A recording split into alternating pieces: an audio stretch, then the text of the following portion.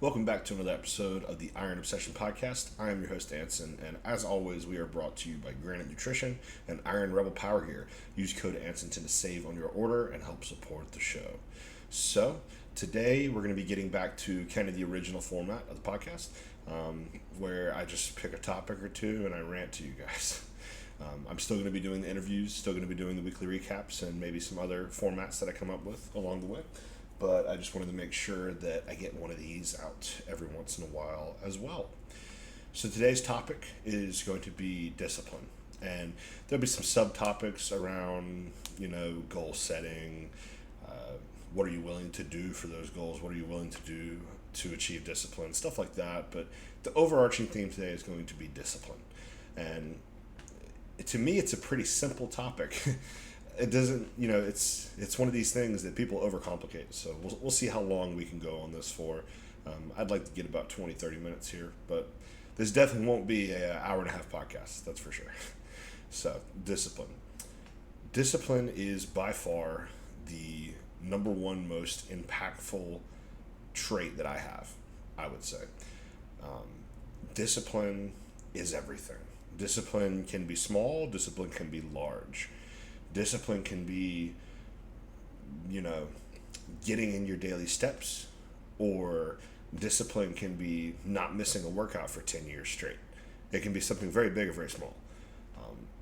But I think where discipline really shines through is actually those small things, because it's very rare that there's this big thing that requires discipline. More so, it's in your daily tasks, which end up being very small, yet add up to being something very large. So, Mike Tyson has this quote, I believe it's him, where it says, "Discipline is doing things you love or doing things you hate as though you love them."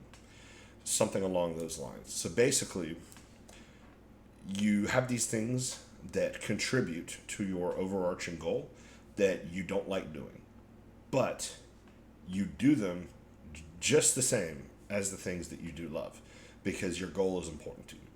Now, I would take that quote even a step further, and I would say discipline is not just doing the things that you hate as though you love them.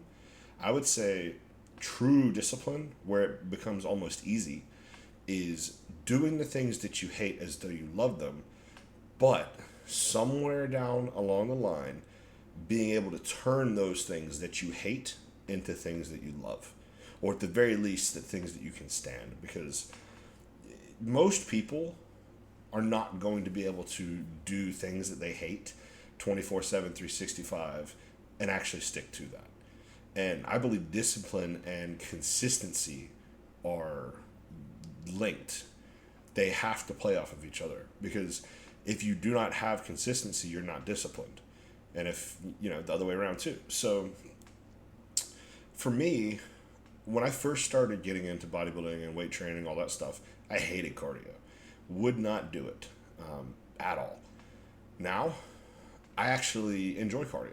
I love doing at least 20 to 30 minutes a day of cardio, because I find it as almost a form of meditation. It allows me to get my thoughts straight for the day, kind of wake up and adjust and plan the day that's coming. And I find that to be a very valuable block of time. Now, I like that, but do I like doing 2 hours a day of cardio? God forbid I have to ever do that again. No. But because of discipline, I'm going to do those 2 hours, regardless on if I want to or not. Discipline is all about non-negotiables.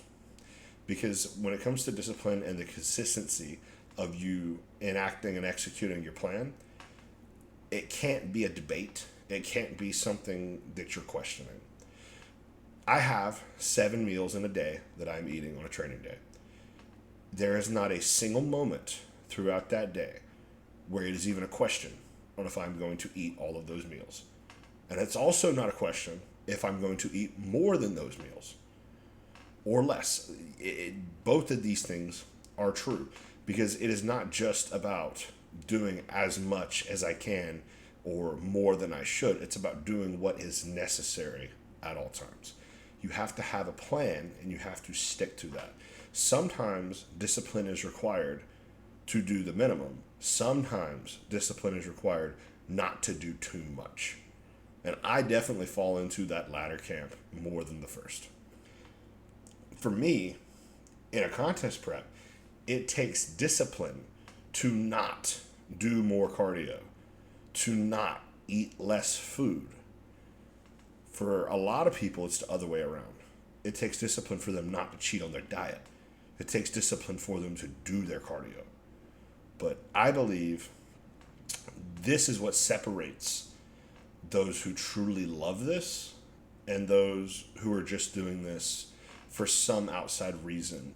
Maybe it be women, social media, adulation, just these different things that are not coming from within. When you truly love bodybuilding and you love making progress and you love transforming your physique in one way or another, if anything, you need to be held on a leash. And that is why I have always had a coach as a competitor and always will have a coach as a competitor. I have a decent base of knowledge. I probably could prep myself. I probably could do my own off season. But I have enough awareness in myself to know that I need someone to hold me back. I need someone to keep me on a leash. Because when I was coaching myself for a very brief period of time during this rebound, I was doing an hour of cardio a day on the steps, half of that probably being hit. I was eating not nearly enough food. I was eating 5,000 calories when I should have been eating 6. Different things like that. I was just holding myself back because of the level of intensity I have can sometimes be not so productive. But, being under the guidance of a coach, it is very easy to just use my discipline to follow a plan. For example, I just got done eating meal 2 for the day. It's a rest day. That meal is 200 grams of chicken, 300 grams of rice, 100 grams of vegetables, 15 grams of honey, and 1.5 grams of salt. I also have 30 ounces of fluid with that meal. It's just a certain amount. I have a certain amount of fluids with or around meals to make sure I get in my fluids for the day. I did not eat a gram over or under that. My chicken was weighed out to exactly 200. My rice was weighed out to exactly 300, and so on. That is a level of discipline that almost becomes neuroticism. It almost becomes obsessive compulsive disorder to a degree. And I definitely got some of that. But that is from years of discipline underlined to where now I don't have to think about that. Because to a lot of you, me saying exactly 200 grams, exactly 300 grams, no more, no less, stuff like that, that may seem daunting. That may seem like it doesn't matter if you do this or that. It doesn't matter if it's 301. It doesn't matter if it's 202. But to me, it does. So I don't even think about it. If I put my food on the scale and it's 201 instead of 200, I'm going to pick it out, put it back until I see 200. That might take me an extra 30 seconds to do, but I don't even think about it because I have that baseline level of discipline. In the early years, that was not the case. But and now I get a certain sense of satisfaction and gratification out of being that locked in onto the plan. Now, realistically, does that extra gram of food matter? Like physically? No, it doesn't. I can tell you with certainty that's not going to actually change your caloric intake or output for the day at all. But to me, mentally, it makes a difference because I know that I'm doing literally everything that I can to be my best, to be adherent to this plan, so that my coach can get the best possible data to adjust the plan going forward. That's discipline. In off-season, bulk, whatever you want to call it, a lot of people will have this mentality of, oh, well, it says 300. I'm going to do 310. I'm going to do 320. I'm going to add some sugary sauce to this because we got to get big. We got to eat more. That's not the way to go about it because then you're not giving accurate data. So you need discipline within that moment to not go too crazy, to kind of keep yourself on a leash in a way. And it's very easy to do that when you have someone to be accountable to. So I would highly, highly, highly recommend, even if they're not a great coach, even if you get a local coach who's just, charging 50, $100 a month, bare minimum, just somebody to be accountable to. I think that's a necessity. And I do think that will help you establish some discipline because you have that person to be accountable to. It's a lot harder to be accountable to yourself than it is to be accountable to someone else.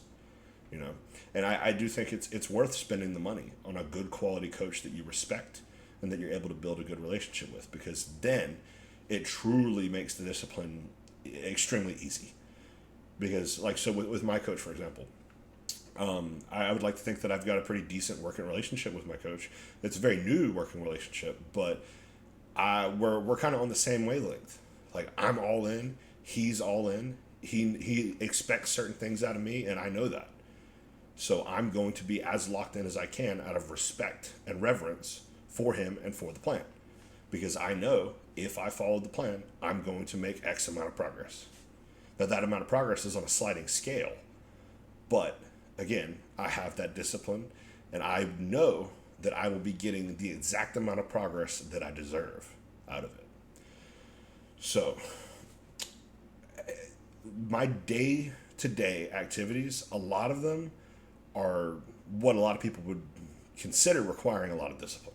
And I'm just going to kind of lay out my day for you guys to give an example of that. So, I wake up every day at about 7 a.m.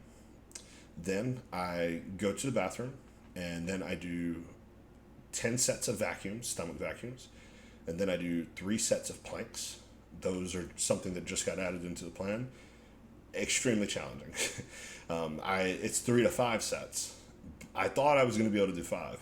Nope. They're tough. They're extremely challenging, but I will eventually get up to 5. Right now, it's a task. I'm shaking and I'm hurting by the end of that minute on the first set, and then I got 2 more. So, but after planks, then I go to the bathroom if I have to again. Then I check my fasted weight. I log that.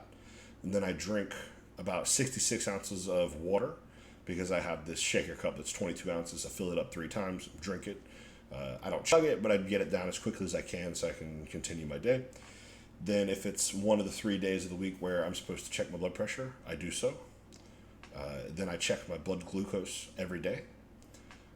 Then I take my lipolytics for the morning. So right now that's 500 micrograms of SLU, and then also 500 micrograms of BPC 157 for stomach health, gut recovery, stuff like that. And then my daily dose of retatrutide. Then I go immediately, if it's a day where I have to do cardio, I go do my cardio. If not, I just do a little walk. And after that, I do meal 1, my pre-workout meal, which is 120 grams of cream of rice, 70 grams of protein from whey, 150 grams of strawberries, 70 grams of blueberries, and 1.5 grams of pink salt. I cook that, I eat it, then I get all of my things ready that I need with me to take to the gym.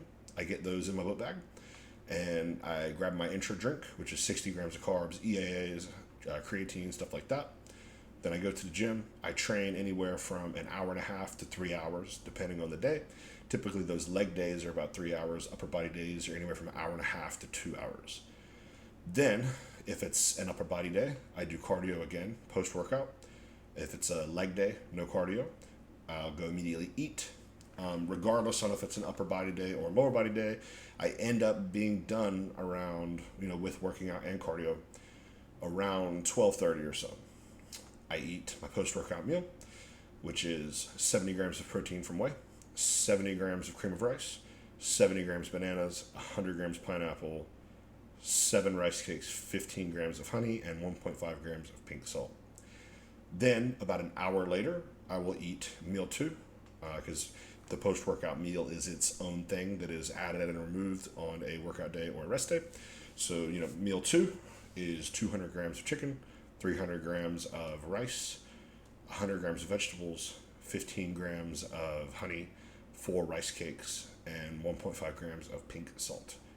Then I eat 2 hours later Meal 3, which is the same exact meal, just, you know, copy pasted. I like both of those meals, so that's great to me. Then 2 hours after that, so this is typically about 5:30, I eat, it's the same exact meal except there's no honey and the chicken is swapped for the same amount of ground turkey, 99.1.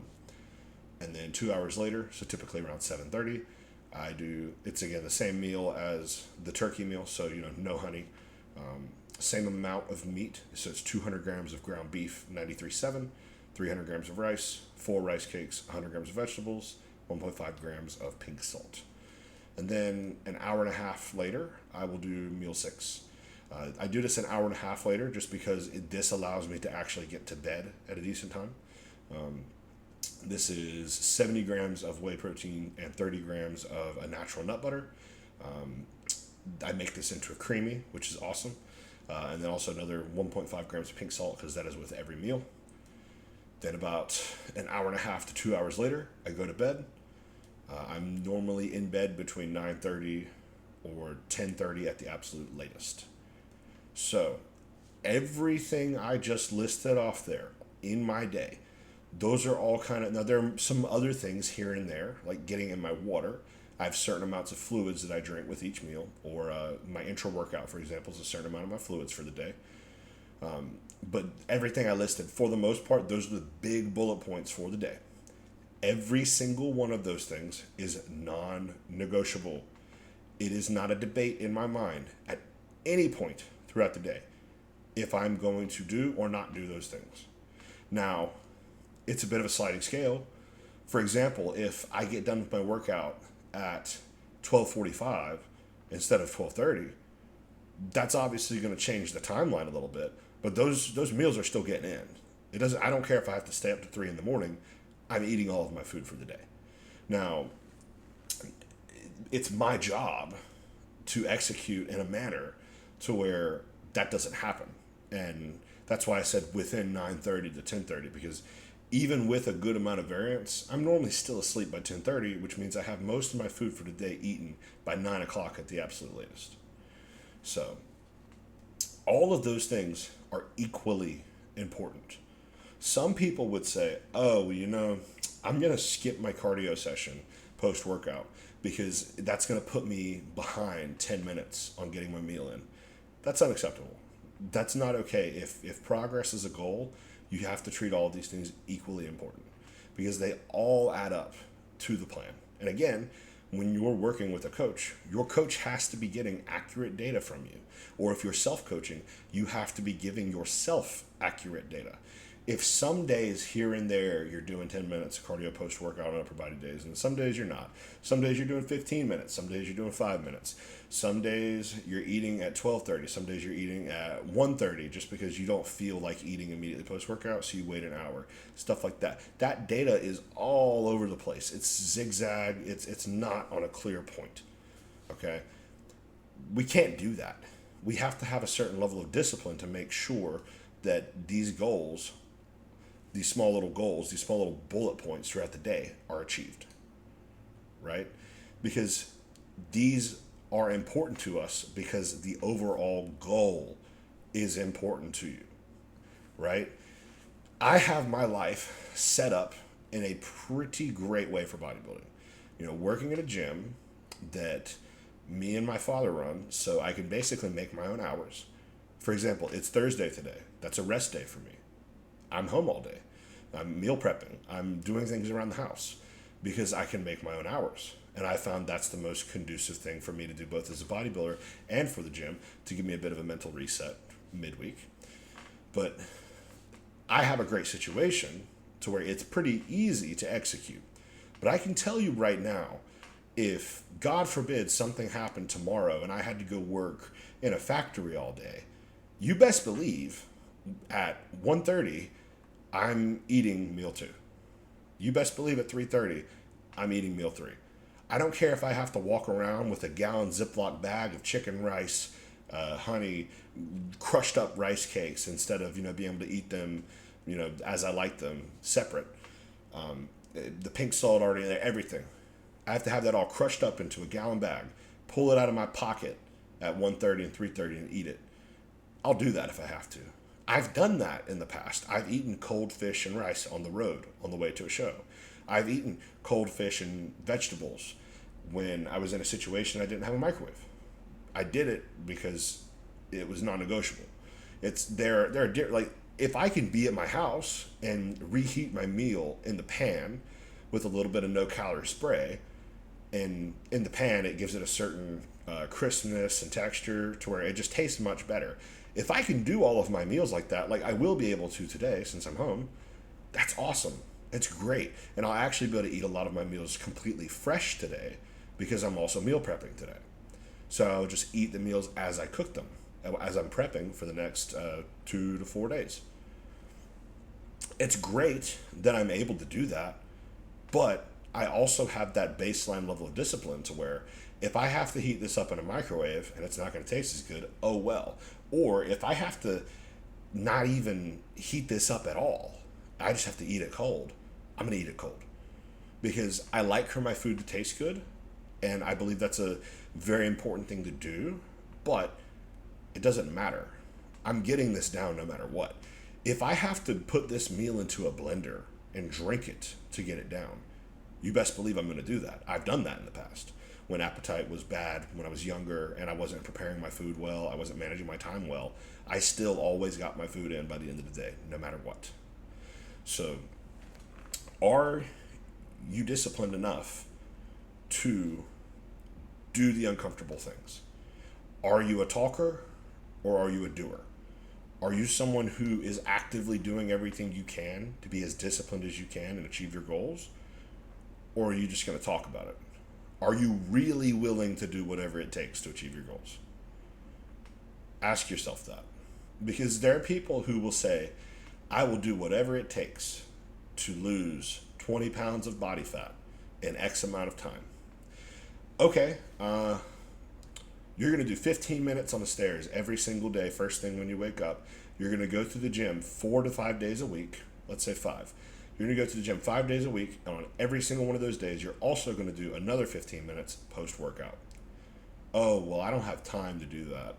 I don't have time to wake up and do 15 minutes of cardio. I don't have time to do 15 minutes post-workout cardio. I don't have time to go to the gym 5 days a week. I can only go 2 days a week.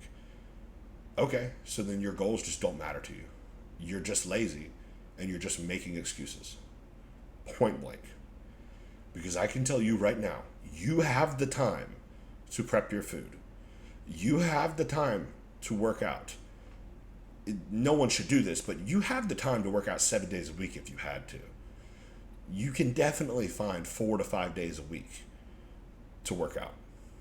60 minutes. Because like I said earlier, I train from anywhere from an hour and a half to 3 hours.